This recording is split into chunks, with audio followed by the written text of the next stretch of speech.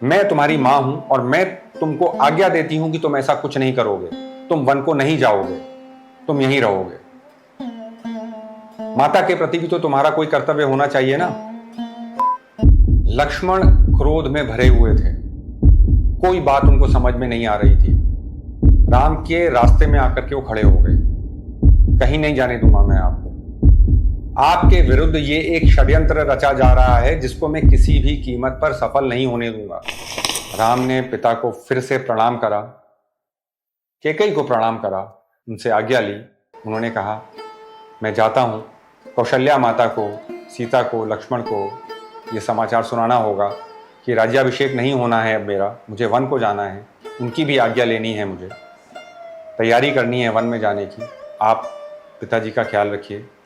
ये कह करके राम वहाँ से वापस लौट गए। वहाँ से सीधे गए वो कौशल्या माता के महल में।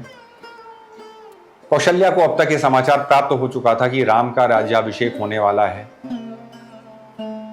हर्ष से भरी हुई थी वो, उत्साहित थी, आनंद में थी। जिस समय राम वहां पहुंचे वो अपनी पूजा कर रही थी, मंदिर में थी। उनको सब सूचना मिली कि राम उनका इंतजार कर रहे हैं, उनकी राह देख रहे हैं। जैसे थी वैसे ही राम के पास आई, उनको गले से लगाया। राम ने उनकी चरण वंदना करी, प्रणाम करा और बड़े विनम्र भाव से उनको बोले, माँ आपको एक बड़ी आवश्यक सूचना देनी है। कौशल्या को शायद लगा कि अपने राज्याभिषेक के बारे में बताने वाले हैं राम, लेकिन राम ने उनसे कुछ और ही कहा। राम ने कहा, माँ मैं अभी बस पिताजी के पास से आ रहा हूँ, कैकेयी माँ के पास से आ रहा हूँ। पिताजी के वचन का पालन करने के हेतु राज्याभिषेक अब मेरा नहीं होगा, भरत का होगा, और मैं 14 वर्ष के लिए वनवास करूंगा। आपसे आज्ञा लेने आया हूं, आपको यह समाचार देने आया हूं। राम इस बात को इतनी साधारण रूप से बता रहे थे, इतनी बड़ी बात को, जैसे कि कुछ हुआ ही ना हो। समान भाव रखते थे राम हर परिस्थिति में। हमारे शास्त्रों में एक उल्लेख है एक बात का, जो आवश्यक होती है किसी भी व्यक्ति के लिए यदि उसको अध्यात्म की राह पर आगे बढ़ना है, अगर किसी को मोक्ष प्राप्त करना है। तितिक्षा, तितिक्षा का अनुसरण या पालन करना आवश्यक होता है। तितिक्षा का अर्थ होता है विपरीत परिस्थितियों में संभाव रखना, दुख में, सुख में, सर्दी में, गर्मी में, किसी भी परिस्थिति में, महल में या जंगल में संभाव रखना। राम तितिक्षा के सर्वोत्तम उदाहरण थे। समान भाव रखते थे। सहनम सर्व दुखा नाम, किसी परिस्थिति में अपने संयम को, अपने धैर्य को खोते नहीं थे। इसी वजह से राम इतनी बड़ी बात को इतनी साधारण तरीके से कह पा रहे थे। उनके व्यवहार में भी ऐसा ही था। कौशल्या कुछ समझ नहीं पाई कि राम कह क्या रहे हैं, ऐसा हो कैसे सकता है, और वो भी इतनी जल्दी। अभी तो पता चला था कि राम का राज्याभिषेक होने वाला है, और अभी राम आके मुझसे कह रहे हैं कि राज्याभिषेक नहीं होने वाला है, वनवास हो गया है उनको। शोकग्रस्त हो गई वो। राम ने विस्तार पूर्वक सारा प्रकरण उनको कह सुनाया। उनका धर्म है ये कि अपने पिता की प्रतिज्ञा को पूरा करें। कौशल्या अपने स्नेह के वश थी, प्रेम के वश थी। उन्होंने कहा, मैं ये सब कुछ नहीं जानती। तुम कहते हो कि तुम्हारा पिता के प्रति धर्म है, ऐसा कर्तव्य है, तो मैं तुमसे पूछती हूं कि क्या तुम्हारा सारा कर्तव्य या तुम्हारा सारा धर्म सिर्फ अपने पिता के प्रति है? अपनी माता के प्रति तुम्हारा धर्म क्या कहता है? मैं तुम्हारी मां हूं और मैं तुमको आज्ञा देती हूं कि तुम ऐसा कुछ नहीं करोगे, तुम वन को नहीं जाओगे, तुम यहीं रहोगे। माता के प्रति भी तो तुम्हारा कोई कर्तव्य होना चाहिए ना। राम बस हाथ जोड़ करके उनके सामने खड़े रहे, कुछ बोल ना सके। कौशल्या समझ गई कि राम मानने वाले नहीं हैं, मर्यादा पुरुषोत्तम है वो। अपने धर्म के लिए वो कुछ भी सहने को तैयार रहेंगे, तत्पर रहेंगे। अंत में कौशल्या ने बड़े दीन भाव से, करुणा भर करके उनसे कहा, ठीक है, यदि तुमने मन बना ही लिया है कि तुमको वन में जाना है, तो मैं तुमसे आग्रह कर रही हूं। आज्ञा देने का अधिकार है मुझे तुमको, परंतु मैं तुमसे निवेदन करती हूं, आग्रह करती हूं, मुझे भी अपने साथ ले चलो। मैं तुम्हारे बिना यहां पर जीवित नहीं रह सकती। मेरे प्राण इस शरीर से छूट जाएंगे यदि तुम वन को चले गए मुझे यहां छोड़कर। राम ने उनसे कहा, यह संभव नहीं है। इस समय पिताजी की हालत बहुत गंभीर है, बहुत शोकग्रस्त हैं वो। ये सब जो कुछ हुआ है, इस बात की वजह से अब वो कैकेयी के साथ नहीं रह पाएंगे और अब उनको ज्यादा जरूरत है आपकी, सुमित्रा मां की। विशेष देखभाल की जरूरत है उनको।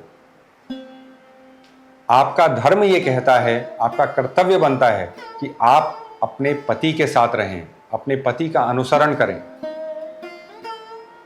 सबसे बड़ा कर्तव्य आपका यही है। आपका दायित्व आपको यहां रह करके निभाना है, पिताजी की देखभाल करनी है। आप मेरे साथ वन नहीं चल सकती। राम ने इस प्रकार से उनको समझाया। कौशल्या अपने पुत्र को जानती थी, यदि राम ने कह दिया है तो वो वैसा ही करेंगे। आखिर में हार करके कौशल्या ने राम से बस इतना पूछा, मेरी कोई बात नहीं मान रहे हो, बस इतना बताते जाओ, क्या मेरी आंखें 14 वर्ष पूर्ण होने के बाद तुमको पुनः देख सकेंगी? यदि तुम हां कह दोगे तो बस उस उम्मीद के सहारे मैं ये समय किसी तरह निकाल लूंगी। उनकी आंखों से आंसू रुकने का नाम ही नहीं ले रहे थे। राम ने प्रणाम करते हुए उनको बोला, अवश्य, मैं आपको वचन देता हूं कि 14 वर्ष समाप्त होते ही मैं आपके सामने उपस्थित हो जाऊंगा। ये मेरा वचन है आपको। कौशल्या ने उनको गले से लगाया, ना चाहते हुए भी उनको आज्ञा दी। राम वहां से अब अपने महल को जाने के लिए तैयार हो गए। लक्ष्मण को ये सब बातें पहले नहीं पता थी। जब राम कौशल्या माता को सब बातें बता रहे थे, तब जाकर के लक्ष्मण को पता चला कि क्या हो गया है। लक्ष्मण क्रोध में भरे हुए थे। कोई बात उनको समझ में नहीं आ रही थी। राम के रास्ते में आकर के वो खड़े हो गए। कहीं नहीं जाने दूंगा मैं आपको। आपके विरुद्ध ये एक षड्यंत्र रचा जा रहा है जिसको मैं किसी भी कीमत पर सफल नहीं होने दूंगा। ये सब कैकेयी द्वारा रचा हुआ एक षड्यंत्र है। हो सकता है भरत की मंशा भी इसी में शामिल हो सकता है इसीलिए वो अपने नाना के यहाँ चला गया है कि उसके पीछे से ये सब होगा तो उसके ऊपर शक नहीं जाएगा। मैं ये होने नहीं दूंगा। इसके लिए यदि मुझे भरत से युद्ध करना पड़े या पिताजी से भी युद्ध क्यों ना करना पड़े, मैं आपको किसी हालत में वनवास के लिए नहीं जाने दूंगा और राज्याभिषेक भी होगा तो आपका होगा। आपसे ये मेरा वादा है। लक्ष्मण किसी बात को सुनने के लिए तैयार नहीं थे। राम ने लक्ष्मण को तरह तरह से समझाने का प्रयास करा। लक्ष्मण राम की किसी बात को सुनने को तैयार नहीं थे। जिस प्रकार कृष्ण ने महाभारत के युद्ध के बीच में अर्जुन को गीता का उपदेश दिया था, राम ने भी लक्ष्मण को एक बड़ा ही विलक्षण उपयोगी उपदेश दिया। उन्होंने लक्ष्मण से पूछा, क्या कभी भी ऐसा तुमने देखा है कि कैकेयी मां ने कुछ भी ऐसा कहा हो या किया हो जो हमारे लिए विपरीत हो, जो हमारे लिए बुरा हो? कभी भी उन्होंने हमारे साथ किसी प्रकार का दुर्व्यवहार किया है? लक्ष्मण ने कहा, नहीं। क्या पिताजी ने कभी ऐसा कुछ किया है? कभी कोई अन्याय किया है? लक्ष्मण ने कहा, नहीं, आज तक तो नहीं करा है। भरत ने? नहीं। तो आज ही ऐसा क्यों? राम ने पूछा लक्ष्मण से। लक्ष्मण ने बोला, मुझे नहीं पता कि ऐसा क्यों। तब राम ने विस्तार पूर्वक उनको समझाना शुरू किया कि जब भी कोई व्यक्ति अपने स्वभाव के विपरीत जाकर के व्यवहार करता है, एकदम विपरीत, अब एकदम विरुद्ध, तो हमको उसको लाभ देना चाहिए संदेह का। हो सकता है कि ये उसकी खुद की मंशा ना हो, उसके खुद के विचार ना हो। तो किसके विचार होंगे? ये विचार होंगे दैव के। ये दैव इच्छा से हो रहा है, क्योंकि उस व्यक्ति का स्वभाव तो वैसा कभी था ही नहीं। वो कैसे कह सकता है या कर सकता है इस प्रकार का कुछ भी। मन का हो तो अच्छा, मन का ना हो तो और भी अच्छा, क्योंकि अगर आपके मन से नहीं हो रहा है तो किसके मन से हो रहा है, किसके मन का हो रहा है? देव के मन का हो रहा है। तो इसको देव की इच्छा मानकर ही हम सबको स्वीकार कर लेना चाहिए। कैकेयी को दोष दें या भरत को दें या पिताजी को दें, इससे कोई लाभ नहीं होगा। ये सब मान करके हमें चुपचाप अपनी मर्यादा में रहना चाहिए। कैकेयी के आदेश को स्वीकार कर लेना चाहिए। भरत को युवराज बन जाने देना चाहिए। लक्ष्मण, शायद ये पहला ऐसा अवसर था जब अपने बड़े भाई की, प्राणों से प्रिय भाई की बात को मानने के लिए बिल्कुल तैयार नहीं थे। ये उनका प्रेम ही था। उन्होंने कहा, आपकी बात बहुत अच्छी है, सुनने में अच्छी लगती है, लेकिन मैं इससे सहमत नहीं हूं। मैं दैव की इच्छा में विश्वास नहीं रखता।